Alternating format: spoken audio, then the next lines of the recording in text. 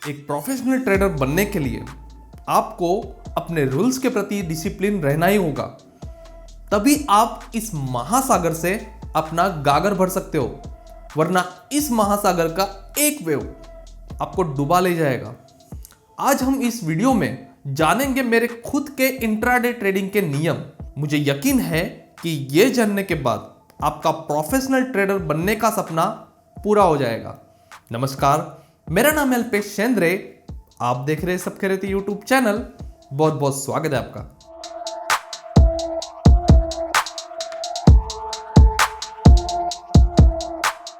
तो सबसे पहला नियम है कि सुबह जल्दी उठकर एक्सरसाइज एवं मेडिटेशन करना है।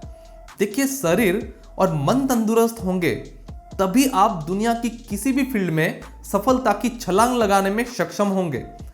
इसलिए तन और मन दोनों की कसरत जरूरी है। 9:15 से 9:20 में ट्रेड नहीं लेना है। हमेशा सुबह की 5 मिनट की कैंडल को अवॉइड ही करना है। ज्यादा से ज्यादा 2 ट्रेड, उससे ज्यादा नहीं। और लॉस भी पहले से ही डिफाइन रखना है कि उससे ज्यादा लॉस नहीं होना चाहिए, किंतु प्रॉफिट 1 जेम 2 या 1 जेम 3 होना ही चाहिए। रोज एक ही स्ट्रेटेजी पर काम करना है, स्ट्रेटेजी नहीं बदलना है। जैसे कि कोई पैटर्न बन रहा है, उसका ब्रेकआउट और रिटेस्ट होने पर ट्रेड लेना, या अधिक कंफर्मेशन के लिए मूविंग एवरेज क्रॉस एवं ऑप्शन ट्रेडिंग के लिए ऑप्शन चेन डेटा एनालिसिस करना इत्यादि। इनमें से आप किसी एक स्ट्रेटेजी में काम करें, किंतु हाँ, थोड़ा अधिक कंफर्मेशन के लिए दूसरे का सिर्फ सहारा ले सकते हो, किंतु काम तो आपको एक ही स्ट्रेटेजी पर करना है। मैं प्राइस एक्शन पर काम करता हूं और अधिक कंफर्मेशन के लिए दूसरी 1-2 बातें देख लेता हूं, जिससे ब्रेकआउट फेक होगा या नहीं उसकी संभावना का अंदाजा लगाया जा सके। सिंगल कैंडल पैटर्न को हमेशा ध्यान में रखना है, जैसे कि हैमर, शूटिंग स्टार या मारूबोजू। मैं ऐसे 2-3 कैंडल को हमेशा दिमाग में रखता हूं और उस प्रकार से बाद में प्राइस एक्शन पर ट्रेड लेता हूं। वैसे नाम याद रखने की भी जरूरत नहीं है। कैंडल स्टिक में हमेशा आपको यह ध्यान रखना है कि क्या बड़ा है, विक या बॉडी। अगर विक बड़ी हो तो वहां से डोमिनेशन हो रहा है। अगर बॉडी बड़ी है अर्थात मारूबोजू कैंडल, तो उस दिशा से डोमिनेशन हो रहा है। काफी सिंपल है, इसलिए नाम याद रखने की जरूरत नहीं है। लोग इसी में हमेशा फंसे पड़े रहते हैं। हमेशा कैंडल क्लोज होने देना है, चलती गाड़ी में नहीं चढ़ना है। यह मेरा खास नियम है। हमेशा नए कैंडल पर ही एंट्री लेना है। अगर एक कैंडल बनी है, वो भी बड़ी बनी है, तो फिर वह अपॉर्चुनिटी हमने मिस कर दी ऐसा समझना है, क्योंकि उसका स्टॉप लॉस फिर काफी बड़ा बनेगा। इसलिए नई अपॉर्चुनिटी के लिए वेट करना है। ध्यान रहे, मार्केट में हमेशा अपॉर्चुनिटी बनती ही रहती है, सिर्फ जरूरी है धैर्य की। कम से कम 2 से 3 रीजन दिखे तो ही ट्रेड लेना है, वरना उस अपॉर्चुनिटी को मिस कर देना है। ट्रेंड की दिशा में ही ट्रेड करने की अपॉर्चुनिटी ढूंढना है।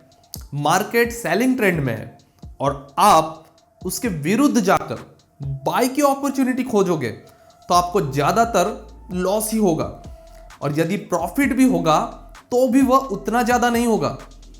ट्रेंड की दिशा में ट्रेड लेने से ज्यादातर टारगेट भी बड़े मिलते हैं। स्टॉप लॉस का भी एक रूल्स होना चाहिए। मान लो अगर गलत एंट्री हो गई है और उसका स्टॉप लॉस बड़ा हो रहा है, तो उसे बड़ा स्टॉप लॉस देना ही पड़ेगा। बड़ा अर्थात इतना भी बड़ा नहीं बोल रहा हूं कि आपका पूरा कैपिटल खत्म हो जाए।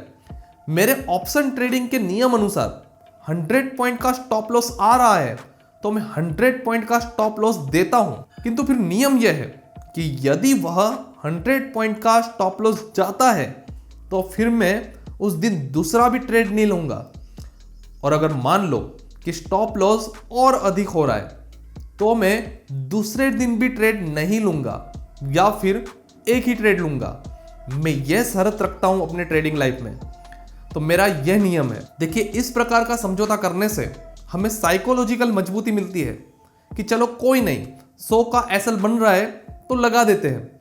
अगर ये जाता है तो उसके बदले में मैं दूसरा ट्रेड नहीं लेने वाला हूं। और अगर मान लो कि ट्रेड सही जाने लगा तो हमारे भाव से जैसे ही वो 15 से 20% आगे जाने लगे तो हमारा जो स्टॉप लॉस है वो नॉर्मल रेंज अर्थात कि 30%, 20% या 10% पर ला देना है। और आखिर में टारगेट के लिए हमेशा वेट करना है। देखिए, लॉस देखने के बाद एक नया ट्रेडर होप करके हमेशा बैठे रहता है कि अभी ट्रेड उसकी दिशा में जाएगा, किंतु ऐसा होता नहीं है और वह लॉस देखते बैठता है और अधिक बड़ा लॉस देखते बैठता है और वह ट्रेड से एग्जिट नहीं हो पाता। किंतु इसका बिल्कुल उल्टा, जैसे ही वह थोड़ा सा प्रॉफिट देखता है, ग्रीन कलर के अंकों को देखता है, तो उसमें अजीब सी गुदगुदी चालू हो जाती है और वह उसे तुरंत बुक कर लेता है। इस मेंटालिटी को आप जब तक चेंज नहीं करोगे तब तक आप एक प्रोफेशनल ट्रेडर नहीं बन पाओगे। इसलिए ध्यान रहे, टारगेट के लिए हमेशा वेट करना है और टारगेट कम से कम स्टॉप लॉस का 2 या 3 गुना होना ही चाहिए। देखिए, ये सारे नियम मेरे अपने अनुभव के साथ बनाए गए हैं, जिसे मैं काफी स्ट्रिक्टली फॉलो करता हूं। हो सकता है किसी और ट्रेडर के लिए ये अलग नियम होंगे, किंतु ध्यान रहे, नियम तो होने ही चाहिए, तभी आप इस फील्ड में अपना करियर बना पाओगे। आशा है कि आपको इस वीडियो से उपयुक्त जानकारी प्राप्त हुई होगी। यदि कोई प्रश्न या सुझाव हो तो कमेंट करके जरूर बताएं। वीडियो पसंद आए तो लाइक करें एवं अपने दोस्तों से इसे शेयर करें। मिलते हैं नई जानकारी के साथ अगले वीडियो में। धन्यवाद।